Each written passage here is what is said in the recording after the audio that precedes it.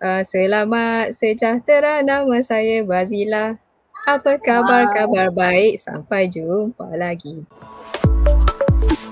Okay, Assalamualaikum warahmatullahi wabarakatuh. Selamat datang ke Rancangan Hex episod yang ke-40. Dah 40 episod Anda bersama dengan saya. So hari ini macam yang saya janjikan, saya bawakan anda seorang tetamu yang sangat menarik lah.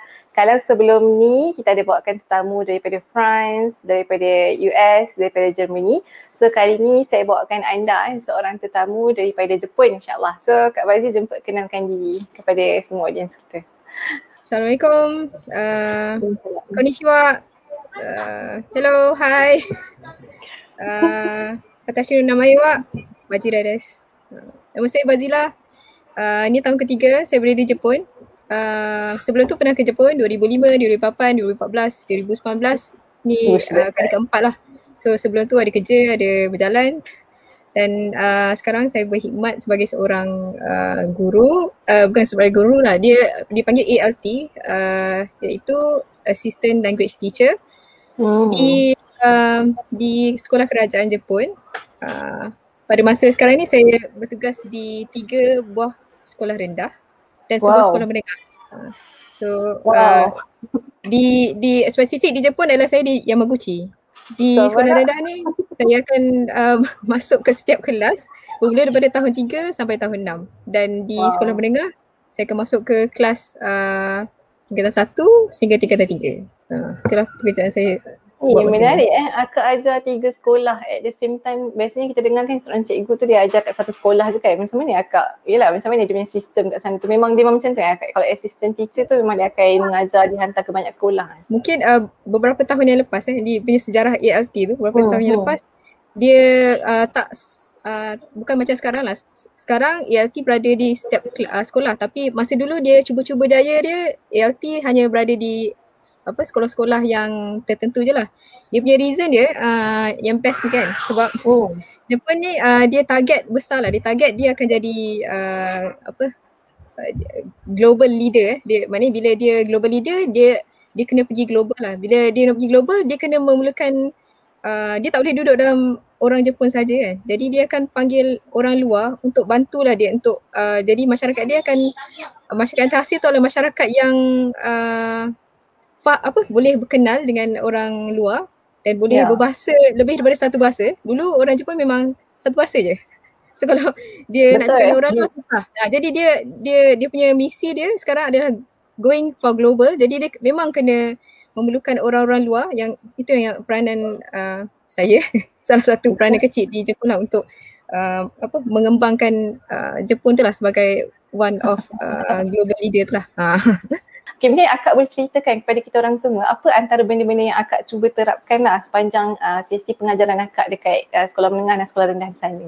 Antaranya basically kita akan mengajar bahasa Inggeris lah. Akan ajar pronunciation dan tapi selain daripada language tu sendiri, mereka juga request kita untuk berkongsi tentang negara sendirilah. Dan kadang berkongsi tentang apa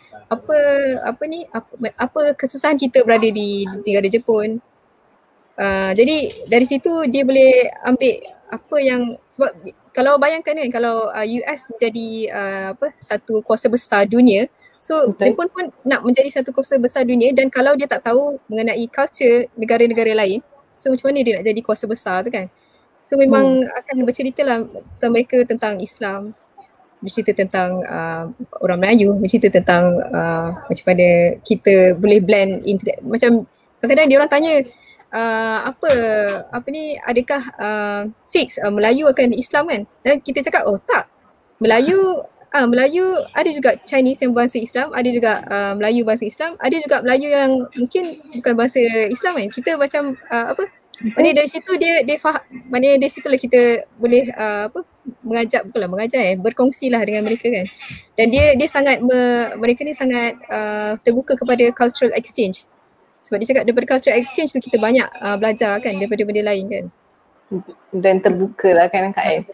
So kan Han selalulah follow sebab memang dah kawan dengan Kak Bazilah lah dekat Facebook lama kan. So tadi pun sebelum syuting pun kita sempat scroll down balik kan. Banyaklah berbulan-bulan punya post kan Kak Bazilah.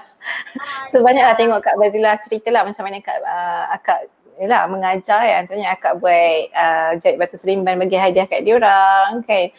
So mungkin yelah macam menarik lah pasal akak ada buat mock kuih karipap kan, comel lah macam betapa proses yang akak buat tu sangatlah sampai guna colouring nail tu kan untuk bagi nampak real kan. Lepas tu ada akak buat pasal rasa sayang lagu rasa sayang yang akak tukar kan, tukar sikit dia punya lirik. Macam mana akak tukar lirik tu, mungkin akak boleh share kak? Teringin nak tahu lagu tu macam mana. Tukar lirik tu ambil daripada lagu Rasa Sayang.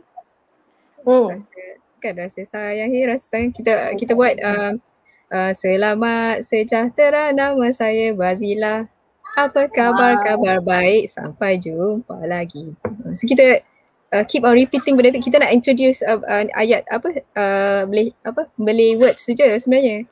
Tapi diorang sukalah bila diorang really sebut dalam bahasa Melayu tu lah waktu nyanyi tu. Betul.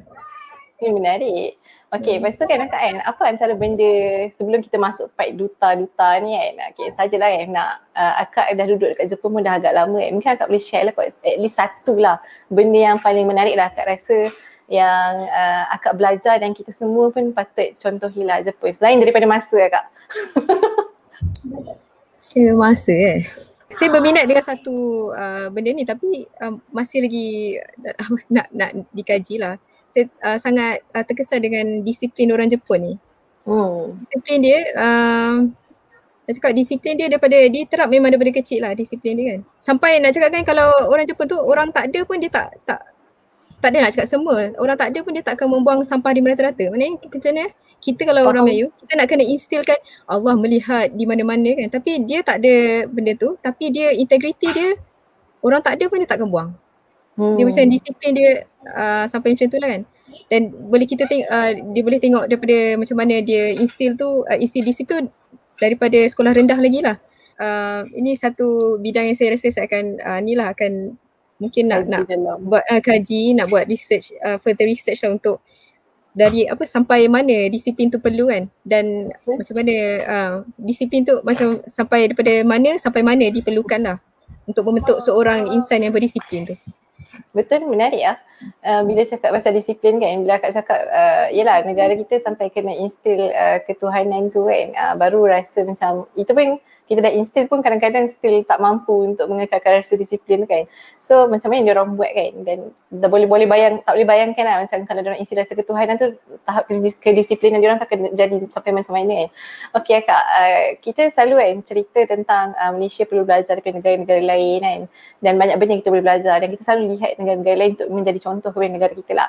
Tapi I believe Malaysia sendiri pun boleh menjadi contoh kan kepada negara-negara lain. Mungkin akak boleh share kan, sebab akak dah duduk Jepun tu dah keluar masuk banyak kali, dan of course akak nampak macam this is apa yang aku dapat dari Malaysia dan aku boleh ajarkan kepada diorang.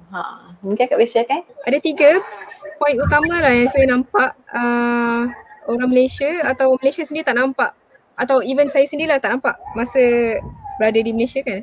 Yang pertama adalah kelebihan Malaysia sebagai negara yang berbilang kaum, di mana kita ada bukan hanya bahasa Melayu. Macam saya akan cakap kalau saya dalam kelas, saya akan cakap walaupun saya Melayu, tapi orang Malaysia bukan hanya Melayu, tapi kita ada Chinese, kita ada India, kita juga ada suku-suku lain yang berada di Sabah dan Sarawak.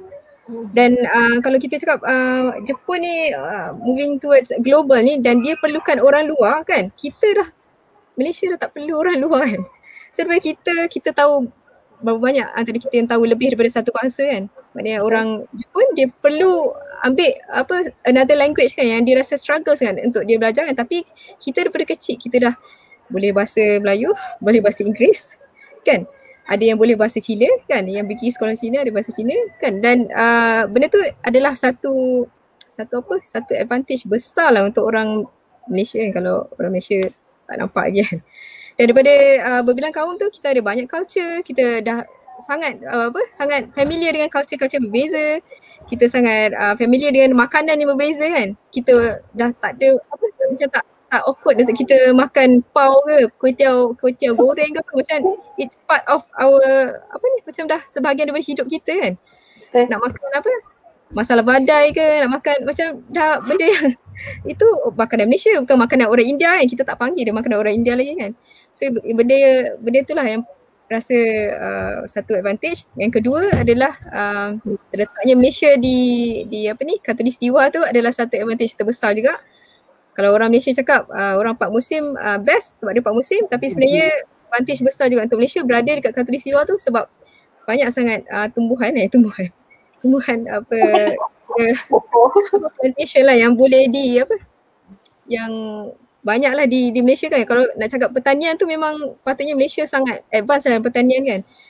Sebab kita ada durian yang tak ada kat Jepun dan dia orang tak pernah nampak pun pokok durian, pokok rambutan, pokok manggis, duku, langsat, apa benda yang kita ada kan.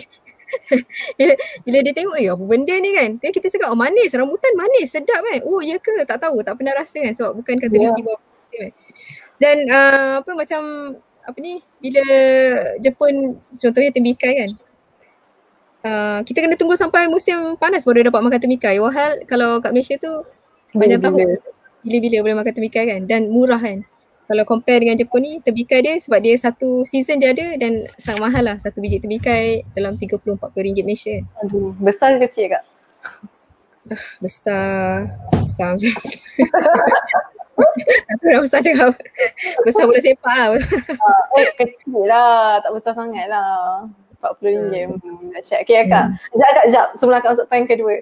Saja nak share kan, bila akak cakap pasal makanan kan, yelah bila akak cakap barulah macam Hanifah rasa terfikir macam lah betul lah, we are blessed dengan makanan macam-macam kaum. So lidah kita ni boleh masuk dengan makanan mana-mana pun. Kalau kita pergi negara ni pun kita still boleh nak makan dan cuba.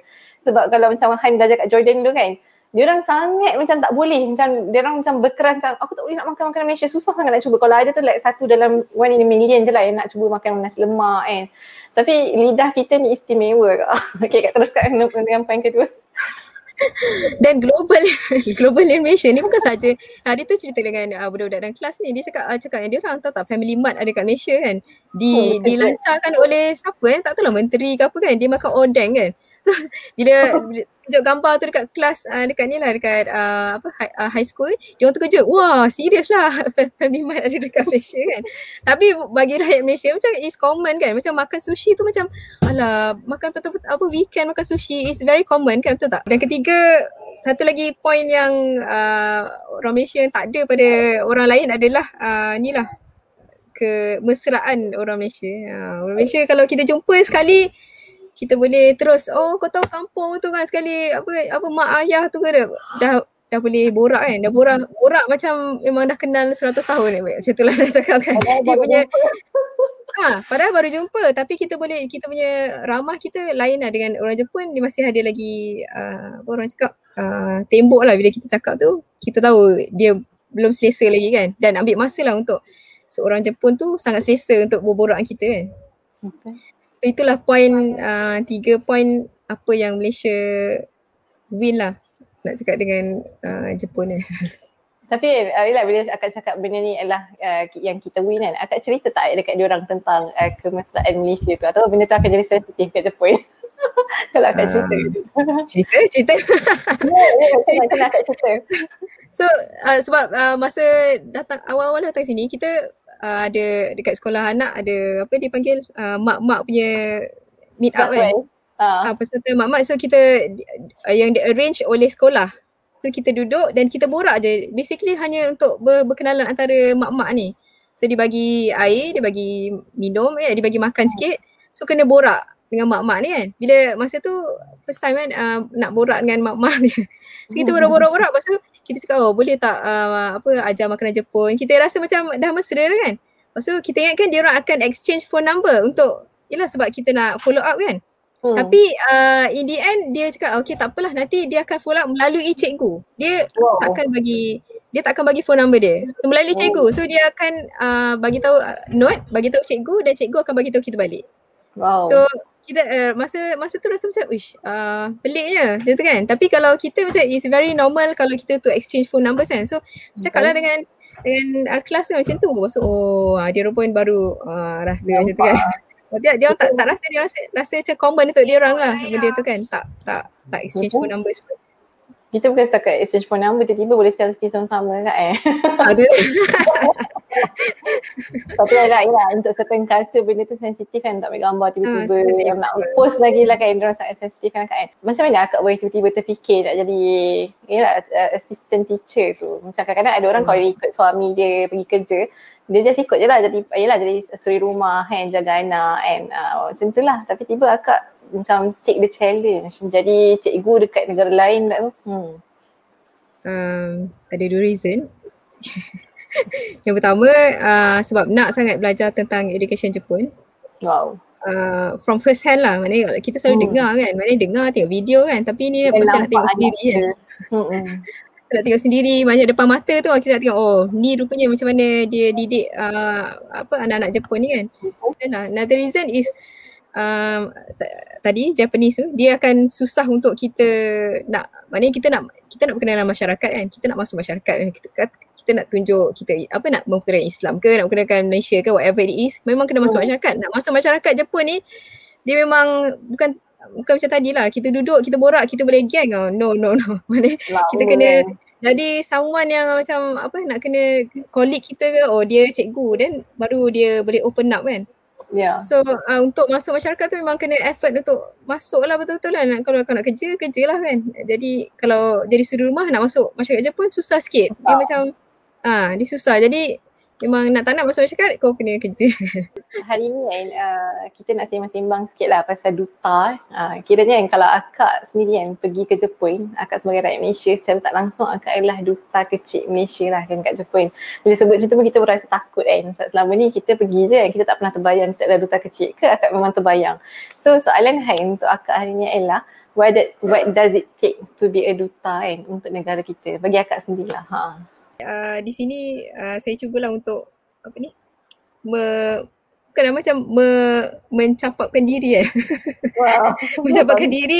mencapapkan diri quoted kan, maknanya sengaja untuk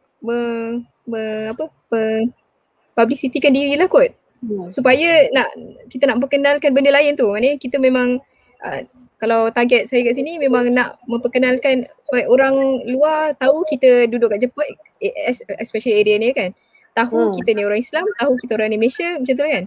Dan figure yang boleh didekati lah, bukan figure macam oh orang tu orang Malaysia dia ni memang tak boleh. Kita tak nak figure macam tu, maknanya kita nak figure seorang yang boleh senang didekati. Dari situ dia nampak Islam ni Islam yang rahmah, Islam yang boleh diterima orang kan. Sebab nak cakap Jepun ni pandangan dia terhadap Islam tak berapa cantik sangat lah. Dia punya mungkin ada yang keluar dekat TV, ada yang cakap pasal ISIS ke apa kan. Dia nampak Islam ni a bit strict kan. Kalau jumpa dengan teachers pun, you tak boleh makan ni kan, you cannot eat this kan, you cannot eat. Banyak sangat Islam ni equals to restrictions yang sangat banyak kan. Kita sebab tu jadi kita nak mempublicitikan diri sendiri ni bukan untuk diri sendiri, bukan untuk kepentingan diri lah, untuk nampakkan Islam tu adalah Islam yang Islam yang cantik lah kan. Cantik. So daripada situ bila dapat satu visi yang nak buat tu, visi publicitikan di sini. Banyak sebab lah nak publicitikan di sini. Antaranya macam anak-anak berada dekat sekolah Jepun kan. Dan kita takut sebab baca-baca pasal EGMAT, dia panggil EGMAT bully kan. Case bully ni bila ni my own ni lah opinion kan. Bully ni bila dia tak kenal orang, especially dia cakap bully ni selalu berlaku pada orang luar. Bila dia rasa macam orang yang macam apa kau ni kan, datang dari negara mana, dia tendensi dia untuk bully tu lebih lah. Jadi knowing that, rasa macam memang kita sebagai parent kena mesrakan budak-budak ni dengan dia nampak figure tudung tu, dia tak rasa awkward lah. Jadi dengan anak kita pun later on, dengan anak-anak punya kawan pun saya akan cakap hello, hi, konnichiwa, akan biasakan dia orang dengan kita sendiri. Jadi dia tak rasa awkward dengan Islam ataupun rasa awkward dengan anak-anak kita lah. Dan kalau soalan Hanifah tu, what does it take to be a duta kan, yang satu ada 3 poin je. Bukan, ada 4 poin. Yang pertama Apa tu, keyakinan diri yang tinggi lah. Oh, itu susah tu. Yang pertama kena bangga lah dengan diri sendiri kan. Bangga sebagai seorang nation kan. Bangga sebagai seorang Islam kan. Maknanya selalu cakap dengan anak-anak kan. Kita kena bangga lah kita. Even saya kalau solat sembahyang kat sekolah pun akan sensei cikgu akan bagi satu bilik khas kan. Tapi kita akan sengaja buka pintu tu besar sikit supaya orang nampak kita solat macam mana. Jadi dia tak adalah macam dia pergi mana-mana kau buat apa tu, solat pokok ke apa kan, sembah pokok ke. Ini kita nak hilangkan dia macam rasa awkward sangat dengan keadaan tu kan. So memang kita kena bangga lah dengan kita solat tu. Kita kena bangga dengan kita pakai tudung, kita bangga dengan kita punya Malaysia kan floral kan orang. Batik-batik tu pakai macam tu nak cakap kan, songket-songket tu. Kita nak cakap itulah nak cakap apa nak jadi duta tu kan. Kenalah bangga dengan apa kita ada. Nah, dan yang kedua pandai cari peluang. So macam saya cakap tadi, orang Jepun ni susah nak mesra kan. Tapi kalau ada peluang tu go for it. Jangan lagi macam malu lah kan. Nantilah. Nantilah. Saya ada share dengan Hanifah satu gambar masa jadi masuk speech contest dalam bahasa Jepun. Dia tak adalah tak nak cakap macam teruk gila tu kelak cakap. tak adalah pandai sangat pun, tapi just nak cari peluang tu, nak challenge diri, benda-benda macam tu lah. Maknanya kalau nak jadi duta memang sebab bila pergi speech contest pun dia akan panggil lah, kita ni adalah wakil Malaysia. Dari situlah kita promote Malaysia walaupun kau tak adalah pandai sangat cakap kan. Tapi dari situlah kita nak jadi duta tu kan. Yang ketiga adalah karakter yang ramah lah, karakter ramah, ceria, senyum banyak kan. Padahal penat kan tapi senyum juga. Mudah nak tolong orang, tiba rasa kan. Tengok orang kalau tengok orang tu macam sikit-sikit kan kita boleh tegur kan. Maknanya itulah saya tak adalah peramah sangat rasanya kan. Betul tak Hanifah? Tak adalah peramah sangat tapi ramai je. Untuk jadi duta tu kena lebih sikit lah ramah dia tu kan. Dan yang keempat sekali saya selalu pakai hashtag ni, hashtag lifelong learning. So terus rasa setiap masa untuk rasa nak belajar tu lah. Maknanya kita tak boleh rasa kita dah belajar formal education tu sampai tu dah kita tak belajar kan. Sebab dekat sini saya dengan buku kanak-kanak pun boleh belajar banyak. Maknanya dengan tengok buku anak yang nombor 3 tu suka pasal insect pasal serangga kan. So buku tu pun boleh baca dan kita tahu. Dia daripada kecil dia dah ajar macam kita tahu macam lipas kan, satu lipas. Adik-beradik lipas kita tak tahu kan. Tapi kat sini dia ajar macam lipas dan adik-beradik lipas, nama dia semua ada. Daripada budak kecil ni semua tahu. Sekarang musim panas kan. Musim panas dia ada riang. Malam kita bunyi kriket kan. Tapi sekarang dia bunyi riang-riang kan. Kita panggil kat sini semik. Riang-riang tu dia ada banyak adik-beradik dia. Bunyi dia semua berbeza. Jadi anak yang nombor 3 ni dia tahu ni semik apa. Dia akan cakap. Dia bunyi dia lain-lain. Dan bila tengok semik nak cakapkan itulah nak cakap pasal lifelong learning tu lah. Maksudnya kita masih lagi boleh belajar sampai mati. Di mana-mana saja, dengan siapa saja, budak kecil, orang tua, orang siapa-siapa, orang ni kan. Jangan sesekali memperendahkan satu-satu individu ataupun satu keadaan untuk kita belajar lah. Macam kita cakap kita dah profesor, kita dah whatsoever, kita dah tak perlu belajar daripada orang lain. Tapi lifelong learning tu adalah di mana-mana saja dan dalam keadaan apa pun kita boleh belajar. Menarik Kak Bazi sebab Kak Bazi bagi satu tips yang orang kata horizontal and vertical sebenarnya. Maksudnya bukan setakat bila orang membayangkan jadi duta tu dia selalu membayangkan apa yang dia boleh bagi sebab dia duta kan. So dia kena tunjukkan ke orang, dia selalu kena show. Tapi what does it take to be a duta pun adalah kita kena take juga something yang kita boleh belajar. Dan dia akan menjadikan kita satu figure yang cantik lah. Macam bila Kak Bazi kata kan, Kak Bazi sendiri yang cakap dia kata dia tak peramah. So to be a duta dia rasa dia kena bukanlah change terus tukar jadi orang lain. Dia still menjadi diri dia, Kak Bazi still menjadi diri Kak Bazi tapi in a better version sebab dia tahu dia memegang satu topi duta tu kan. Dan kadang-kadang bila kita letak diri kita sebagai seorang duta baru kita rasa kita kena, oh tak boleh jadi macam ni, aku kena buat something dengan diri aku kena jadi someone yang better lah sebab aku adalah duta. Dan tak perlu pun kan sampai semua orang kena pergi kerja pun baru nak rasa dia adalah duta, nak pergi keluar negara kan. Tapi sebenarnya kalau kita rasa dan sedar dan sentiasa lah kan meletakkan benda ni, kita adalah duta kat mana pun kita pergi kan. Paling tidak kita adalah duta kepada keluarga kita, paling tidak kita adalah duta kepada diri kita sebab kita memang mempamerkan diri kita kan. Dan apa yang kita tunjukkan tu itulah gambaran yang terbaik dekat orang lain kan. Dan maka pada waktulah kita akan rasa kita akan sentiasa lah untuk ambil peluang untuk sentiasa belajar dan jadi baik daripada masa ke masa lah. Okay, so Kak Bazi 1 minit terakhir lah untuk Kak Bazi untuk bagi semua audience take home message insyaAllah. Kita semua duta, lifelong learning, Malaysia terbaik. Yeah. Sukalah bila Kak Bazi cakap saya baca satu post Kak Bazi tu, korang boleh tengok dekat bawah ni kita akan letakkan Facebook Kak Bazi tentang Olimpik pakaian Malaysia yang ramai orang kecam. Tapi kalau bukan kita yang rasa bangga dengan apa negara kita bawa, siapa yang akan rasa bangga Dan bukannya teruk sangat pun apa benda yang pakaian yang kontinjen kita pakai. Bila saya tengok, taklah teruk pun, cantik je. So kita kena rasa bangga kan. Tahulah bila kita selalu cerita pasal negara-negara luar ni Kak Bazi kan, kadang-kadang kita kena kecam lah kan. Kita rasa kita dah cuba jadi duta untuk negara kita tapi orang akan kecam kan. Macam kau ni asyik cerita pasal negara lain je kan. It's not that kita nak cakap negara kita kurang dan sentiasa kena belajar dari negara lain kan. Tapi kita nak masing-masing lah. Kita ada benda kita sentiasa take dan give juga Jangan sentiasa tengok daripada negatif side lah macam tu kan. Okay, so hari ni terima kasih Kak Bazi sebab sudi terima jemputan Hex kan. So biasanya dekat hujung-hujung Hex ni kita akan ada hashtag Kak Bazi. Macam mana hashtag kita hari ni? Hex kita duta. Peace. InsyaAllah kita duta. So terima kasih Kak Bazi. So of course lah Hex ni bukanlah tempat untuk Kak Bazi cerita semua benda dan korang boleh follow Kak Bazi. Macam tadi saya dah share kan dia punya Facebook.